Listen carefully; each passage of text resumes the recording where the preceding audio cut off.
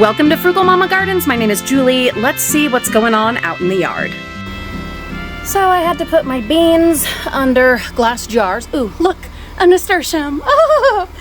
But anyway, this poor guy over here, those freaking grasshoppers had gotten all of his leaves. So here's hoping that he recovers and that the other one does well. I am obviously going to have to get something bigger to cover it because it's like, hello, I need room, I need space. I'll find something. It's on the list. But anyway, grasshoppers this year, they are just out of control. But on a happier note, Cosmos, look at that. I am harvesting. Oh boy, am I harvesting. I've got my zippy bags out and my Sharpie, and I am labeling and putting stuff. I would love to have all of it in beautiful glass jars, and I am planning to put a really long shelf up here and have a bunch of cute little glass jars, all beautifully labeled like the big ones over there with all of this, but that's not possible right now. And so in the meantime, I am putting them in labeled zippy bags. That way they're easier to store. So I'll put those away, add to them, because I did just cut a whole bunch more, like for instance, oregano. I just put that up and we'll add it to this. And I'm gonna get like one of my little totes and have all these in there organized, maybe even put in dividers with like labels, I'm thinking. But then of course the goal is to have a beautiful shelf up there and have them all hanging from there. I got a rose that needed to be deadheaded, so I'm going to take the petals. I got more strawberry leaves, which is actually what I'm working on right now, is strawberry leaves. And I've been trimming some of our evergreens out there, and the smell, the fragrance, oh my God, it's so fabulous. So I'm going to hang a bunch of this actually in the other room. And I have found in some of my research that was a thing that was, well, I'll have to be patient with me. Sorry, I'm like 900 miles an hour. I've got projects I'm working on, assorted projects, and then doing this as well. But anyhow, I've been looking into the like medicinal, kind of spiritual, quasi-medicinal, I don't know, wacky kind of stuff. And this was something that people hung in their houses. Evergreens. It was definitely a thing. So I'm going to hang some up and maybe even hang some herbs and stuff with it. I've got to look into that some more. I have some yarrow that I am going to take the seeds from. Oh, boy, this has become maybe an obsession. Why must I be allergic to all the things that I love and adore? Gonna have to take a break from harvesting my herbs and seeds and such, because it's not fair, you know? The things that I love most, that bring me the most joy and peace and happiness, I'm also just terribly allergic to.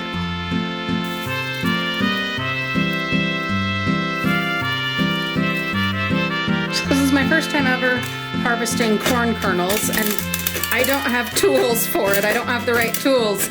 So I'm going to be gathering corn kernels from all over the kitchen, probably. Yeah, literally, this is what I'm using, and you can hear them just popping around everywhere. I need to get the proper tool for it, or maybe if I just use a bigger bowl, that might be the thing. But anyway, oh, there we go. That's better.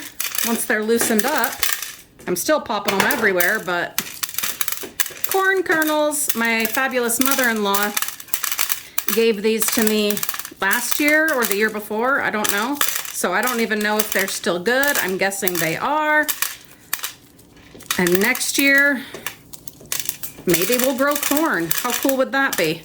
If not, I was thinking maybe we could pop some of it. How fun would that be to have purple popcorn? I don't know that it'll actually be purple because it's just the white. Yeah, it won't. The inside of it would be purple.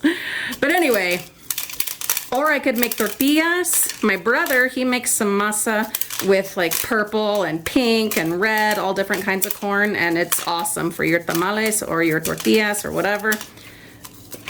There we go. And then this, I will chop it up and that can go in the compost. At first, you know what? I was gonna mix them all together and just kind of see what happened, but now I'm thinking, no, I will divide them and I will store them separately. So the genealogy and like family history stuff that I've been getting into lately, going to the cemeteries, I have several more planned. That's been connecting me to my mom's side of the family.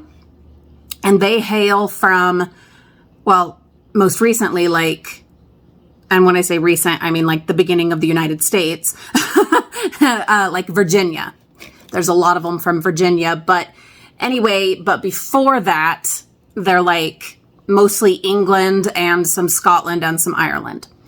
But as I'm sitting here harvesting the corn, the dark corn, and thinking about, oh my God, am I going to try to make tortillas myself? Am I going to try to make my own masa? I've never done that. I don't have the stuff to do it. I'll have to borrow from one of my siblings or go ahead and get my own. Why not? Maybe be crazy and get my own. And I'm not going to make my own tamales, okay? That is such a huge ordeal. You have no idea. Maybe some of you do. How much goes into making tamales. I'm not doing that. But tortillas, I'm willing to try to make tortillas. It's so funny how this is working because these were given to me by my mother-in-law. And of course they're, Caucasian, whatever. My daddy, I don't know how many of you know this, but I'm half Mexican. My daddy is from Mexico, rest in peace. And this is just like, I've been doing so much connecting with my mom's side of the family, and family that we had in Utah and like pioneer settlers and whatever. And now with this corn and the seeds that I'm harvesting and the herbs and the random leaves, but especially with the corn, I know my tía Tonina would be like, oh my, Dios mío, Julia, ¿qué estás haciendo? Because,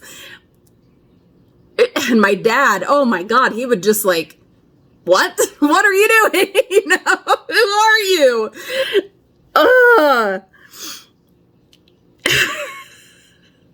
It's amazing. Seriously, this might be a midlife crisis. I don't know. Something about, mortality. I have a couple of gray hairs in there that we've discovered, and that's been rough. And my hairline, I've been fighting to keep it, and it's trying to go away, and silly things, just aging. And this journey. Anyway, is it shucking? Or is that when you take I think that's when you take the husks off. Well, anyway, I'm harvesting, that word will work, the corn, and I'm finding better techniques for doing it. The problem is I have such bad arthritis in my hands that, going like this with my hand around them, that's not going to work for very long. So I'm going to have to do it in shifts, or maybe just go ahead and buy the tool to do it. Except I don't know when and if I'll ever do this again. I would like to. So maybe I should invest in the tool. I don't know. All I know is, the point is, I feel so connected to my roots, to my ancestors, to all the ones that have passed on. Tonina, rest in peace. She tried to teach me to cook. I was in Mexico several times in her little kitchen, and she tried to teach me to cook, but it didn't work. And no one on this earth can cook like my tía Tonina. God, yeah. Her rice, oh no. Her pozole, anything she made.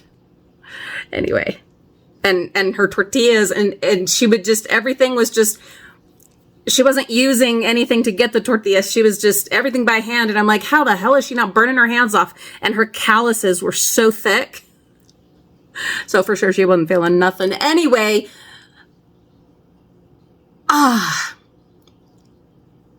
it's beautiful.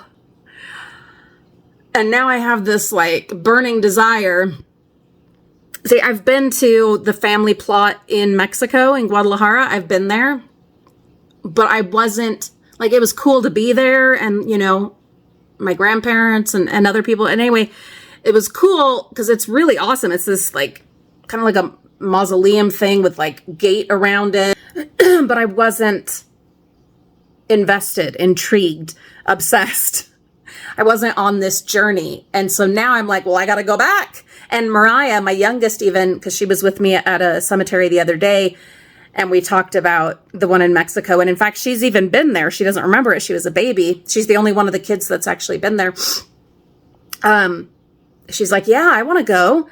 And in fact, when I went to the Pioneer Cemetery on my own the other day by myself, because I just needed to be alone out and about, she was like, why didn't you take me? And oh God. So now I've got to take her to one of the next ones, and we'll go to at least one this weekend. We have a lot of other things going on, but we'll go to at least one this weekend. And then there's some that I'm going to be hitting up, you know, when the kids are at school, because it's a bit of a drive, some of them, or wait till the weekends. And I don't know. Anyway, allergies, God, all of this. Ugh, I don't care. It's worth it. And I feel the energy, you know, the energy that, and the DNA, you know, that runs through my blood. And it's, God, it's beautiful. It's beautiful. A lot of people, you know, question me about certain things because I am an atheist, but, like, so where are they? Well, I truly hope that they're out there somewhere and that I get to be with them. But until we know for sure, and if that doesn't end up the case, then whatever, I have them in my heart, very literally in my DNA, in my blood. So they're gone, but they're still here in me, with me, harvesting purple corn. And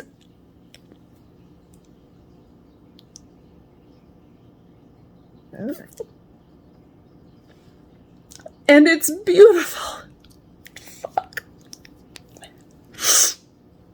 My body, you guys know I have an autoimmune disease and other things, and it's like every day I feel it deteriorating. And especially while I'm still recovering with this goddamn foot reconstruction. It just, you know, I start feeling hopeless, helpless, useless, you know? And I think that's part of why I've been doing all of this, the connecting with the ancestors, the harvesting, the, you know, all of it, I think is just because, one, facing mortality, you know, two, wanting to learn, because that's something I can do. That just requires my brain, you know, and the brain is still doing great so far. And then harvesting and stuff, I don't have to go far or do much, and I can do just a little here and a little there, and it's something I can do, something I'm capable of doing physically. I am able to do it. And that feels really good. And I think that's a huge part of why I'm doing all of this, is to be productive, because I love being productive. I can't stand just lying there and being a layabout. And a beautiful part of it, of this journey that I don't know if I anticipated, is just feeling this magic almost of this just in my heart, this like just burning, wonderful burning kind of feeling, and feeling the blood in my veins, and feeling the energy and the love and the life, good, bad, everything in between, that has flowed down through the generations into me. Yeah, it's got to be a midlife crisis. I am 42. But it's beautiful, and I'm grateful for it. And I'm going to continue on. And I'm going to keep bringing you guys along. And thank you for coming along on what is either an existential crisis or just a beautiful, fabulous journey of discovery and corn. We just might make some tortillas, so stay tuned because I don't know. Pero creo que sí. Yeah.